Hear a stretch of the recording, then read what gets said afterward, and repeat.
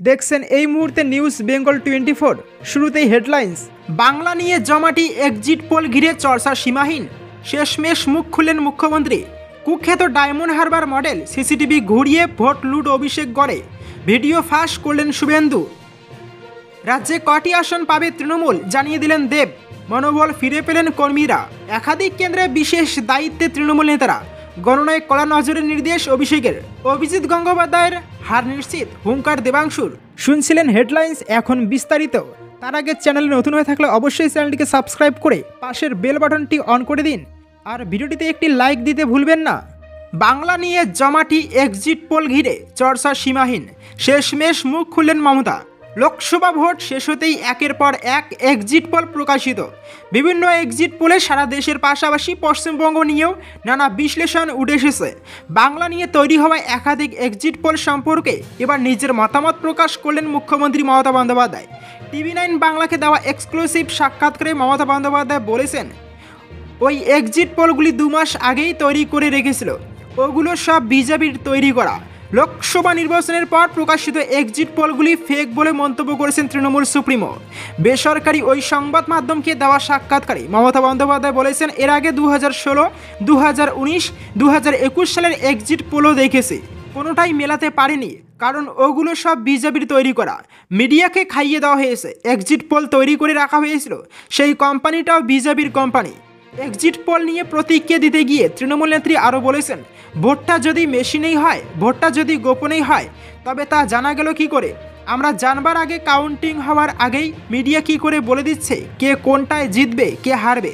মিডিয়ার এই ক্যালকুলেশন আমি মানি না। কর্মীদের বলবো শক্তিশালী থাকতে, ভালো করে কাউন্টিং করতে।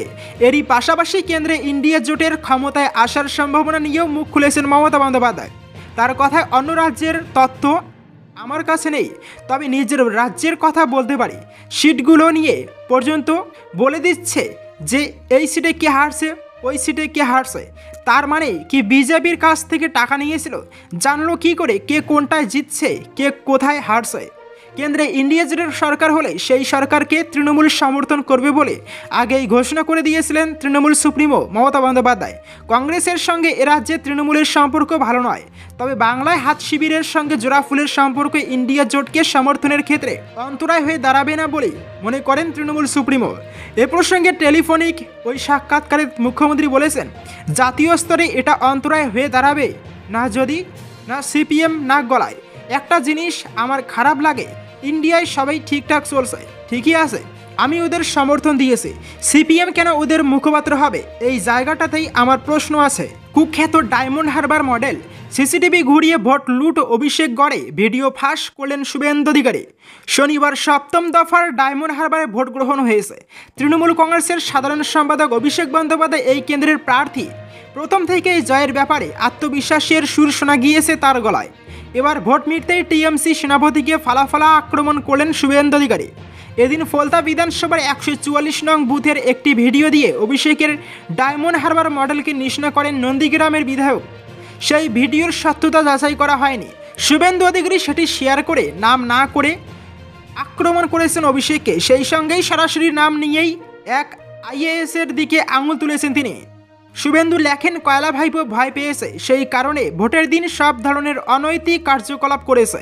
কুখ্যাত ডায়মন্ড হারবার মডেল কাজে লাগিয়ে প্রায় 450 বুথে ভোট লুট করেছে। এই কাজে সাহায্য করেছে মমতা পুলিশ এবং সুমিত গুপ্তা IAS। এরপরই ফলতা বিধানসভার 144 নং বুথে কী ঘটেছিল তার ব্যাখ্যা দিয়ে বিজেপি নেতা লেখেন, CCTV ক্যামেরা অন্যদিকে ঘুরিয়ে দেওয়া হয়েছিল যাতে চটিচাটা প্রিসাইডিং অফিসারের সাহায্যে ভুয়ো ভোট চলতে পারে। যদি লোকসভা কেন্দ্রের জন্য উনি এত কাজই করে থাকেন, তাহলে এমন অনৈতিক কাজের মানেটা কি? আসলে সুনির্বাচন পায়ের তলার মাটি কেড়ে নিতে পারে। ডায়মন্ড হারবারে ভোট লুটের অভিযোগ আনার পাশাপাশি এদিন নির্বাচন কমিশনকে সতর্ক করেছেন রাজ্যের বিরোধী দলনেতা। নির্বাচন কমিশন ও রাজ্যের মুখ্য নির্বাচন আধিকারিককে ট্যাগ করে তিনি লেখেন, ভোট গণনা কেন্দ্রগুলিতে অনুমোদিত সকল ব্যক্তির প্রবেশ ঠেকানোর জন্য যথাযথ ব্যবস্থা গ্রহণ করতে হবে। TMC গণনা প্রক্রিয়া ব্যাহত করতে যে কোনো পর্যায়ে যেতে পারে বলে মনে করছেন তিনি। রাজ্যে কটি আসন পাবে তৃণমূল জানিয়ে দিলেন দেব। মনোবল ফিরে পেলেন কর্মীরা। ভোট পরবর্তী সমীক্ষার ফলাফল প্রকাশের পরেই রাজ্য রাজনীতিতে হইচই পড়ে গিয়েছে। ওই সব সমীক্ষায় কোথাও তৃণমূলকে পিছনে ফেলে এগিয়ে গিয়েছে গেরুয়া শিবির, কোথাও আবার বলা হয়েছে লড়াই সমানে সমানে। তা দেখে উল্লসিত পদ্ম শিবির, হতাশ তৃণমূলের কর্মীরা। আর এবার তাদের চাঙ্গা করতে মাঠে নামলেন ঘাটালের প্রার্থীদের। দলের গ্রুপে বার্তা দিয়েছেন তিনি, জানিয়েছেন, আরে আমরাই জিতছি। সর্বনিম্ন 26টি আসন পাবে তৃণমূল, সর্বাধিক 29 থেকে 30টি আসন। তৃণমূলের ঘাটাল লোকসভা নির্বাচন কমিটির হোয়াটসঅ্যাপ গ্রুপের চ্যাটে এমনই আশাবাদী মন্তব্য করেছেন তারকা প্রার্থীদের। আর তারপরেই চাঙ্গা হতে থাকেন তৃণমূল কর্মীরা। তাদের কথায় আসলে দাদাই একমাত্র সেলিব্রিটি যিনি গোটা রাজ্যের সমস্ত লোকসভা আসনে প্রচারে গিয়েছেন। উত্তরবঙ্গ থেকে দক্ষিণবঙ্গ, কাকদ্বীপ থেকে দীঘা, সব জায়গায় তিনি প্রচারে গিয়েছেন। সেই অভিজ্ঞতার ভিত্তিতে দাদার দাবি তিনি তো জিতছেনই, রাজ্যে তৃণমূলের সংখ্যাগরিষ্ঠতা হতে চলেছে। অপরদিকে বিজেপি সূত্রে খবর, দলের পর্যবেক্ষণ অনুযায়ী ঘাটাল লোকসভা কেন্দ্রের ফল তাদের পক্ষে না যাওয়ার সম্ভাবনা বেশি। শুভেন্দু অধিকারী ভোটের পরে ঘাটাল কেন্দ্র নিয়ে যা মন্তব্য করেছিলেন তা থেকেও গেরুয়া শিবির মনে করছে ঘাটাল কেন্দ্রে জয়ের ব্যাপারে কিছুটা হলেও এগিয়ে রয়েছে তৃণমূল কংগ্রেস। একাধিক কেন্দ্রে বিশেষ দায়িত্বে তৃণমূল নেতারা। গণনায় কড়া নজরের নির্দেশ অভিষেকের। ভোট গণনায় কড়া নজরদারি তৃণমূলের। রাজ্যের একাধিক কেন্দ্রের দলের বিভিন্ন নেতা বিশেষ দায়িত্ব দিলেন অভিষেক বন্দ্যোপাধ্যায়। সঙ্গে নির্দেশ, বিরোধীরা এগিয়ে থাকলে গণনা শেষ না হওয়া পর্যন্ত কাউন্টিং হল থেকে বেরিয়ে আসা যাবে না। সূত্রের খবর তেমনই। 7 দফায় লোকসভা নির্বাচন শেষ হয়েছে। এদিন সোমবার অবশ্য পুনর্নির্বাচন হয় বারাসাত ও মথুরাপুর লোকসভা কেন্দ্র দুটি বুথে। মঙ্গলবার ভোট গণনা আর ফল প্রকাশ। দিল্লির মসনদে এবার কে? বেশিরভাগ বুথ ফেরত সমীক্ষা বা এক্সিট পোলেই এগিয়েছে বিজেপি। তাতে অবশ্য আমল দিতে নারাজ তৃণমূল। এদিন দলের জেলা সভাপতিদের সঙ্গে ভার্চুয়াল বৈঠক করেন অভিষেক। সূত্রের খবর, বৈঠকে কাউন্টিং ক্যাম্পে দলের পর্যাপ্ত প্রতিনিধি রাখাসহ একাধিক নির্দেশ দিয়েছেন তিনি। গণনায় কড়া নজরদারি তৃণমূলের। ঘাটালে কেন্দ্রের দায়িত্বে মানুষ ভূঁইয়া ও অজিত মাইতি। মেদিনীপুর কেন্দ্রের দায়িত্বে জয়প্রকাশ মজুমদার। আরামবাগ কেন্দ্রের দায়িত্বে শান্তনু সেন। হুগলি কেন্দ্রের দায়িত্বে ইন্দ্রনীল সেন। তমলুক কেন্দ্রের দায়িত্বে রাজীব বন্দ্যোপাধ্যায়। কাতি কেন্দ্রের দায়িত্বে উত্তম বারিক।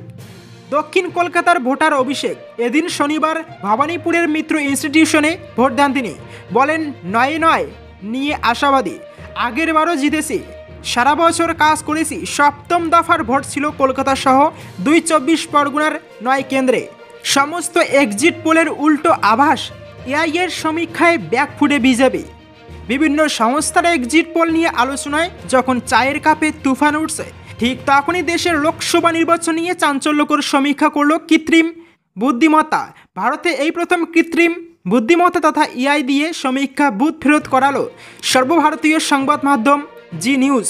সংস্থার দাবি, দেশ জুড়ে প্রায় 10 কোটি ভোটারের বক্তব্য খতিয়ে দেখে এই সমীক্ষা করেছে এআই। কৃত্রিম বুদ্ধিমত্তার মাধ্যমে করা জি নিউজের এই সমীক্ষা দেশের অধিকাংশ সংস্থার করা বুথ ফেরত সমীক্ষার থেকে অনেকটাই আলাদা। এআই যা ফলাফলের আভাস দিচ্ছে সেটা বাস্তব বলে বেশ অস্বস্তিতে পড়ে যেতে পারে বিজেপি। কারণ অধিকাংশ এক্সিট পোল যেখানে এনডিএ 350 থেকে 400 আসন পাওয়ার পূর্বাভাস দিচ্ছে, সেখানে এআই সমীক্ষার পূর্বাভাস বলছে ক্ষমতায় ফিরলেও খুব স্বস্তিতে থাকবে না গেরুয়া শিবির, বরং 2019-এর থেকে অনেকটাই কমবে এনডিএর আসন সংখ্যা। Zee news AI exit poll. NDA 305 থেকে 315, ইন্ডিয়া 180 থেকে 195, অন্যান্য তৃণমূল সহ 38 থেকে 52। এআই এর সমীক্ষা বলছে দেশে এনডিএ পেতে পারে 305 থেকে 315 আসন। বিজেপি কত আসন পাবে সেটা আলাদা করে না বলা হলেও সমীক্ষায় যা ইঙ্গিত তাতে সংখ্যাগরিষ্ঠতা পেতে হবে গেরুয়া শিবিরকে। উত্তরপ্রদেশে বিজেপিকে 50 থেকে 55 আসন দেওয়া হয়েছে। এই সমীক্ষা অনুযায়ী রাজস্থান, কর্ণাটক, বিহারেও ধাক্কা খাচ্ছে গেরুয়া শিবির। বিহারে 15 থেকে 20 আসন পেতে পারে বিজেপি। বিরোধী শিবিরের জন্য একই পূর্বাভাস দেওয়া হয়েছে। মহারাষ্ট্র এনডিএকে দেওয়া হচ্ছে 26 থেকে 34 আসন। বিরোধী শিবির পাচ্ছে 15 থেকে 18 আসন। সব মিলিয়ে ইন্ডিয়া জোট 180 থেকে 195 আসন পেতে পারে। তৃণমূল এর বাইরে। তৃণমূলের আসন যোগ করলে ইন্ডিয়া জোট অনায়াসে পৌঁছে যাবে 200-র উপরে।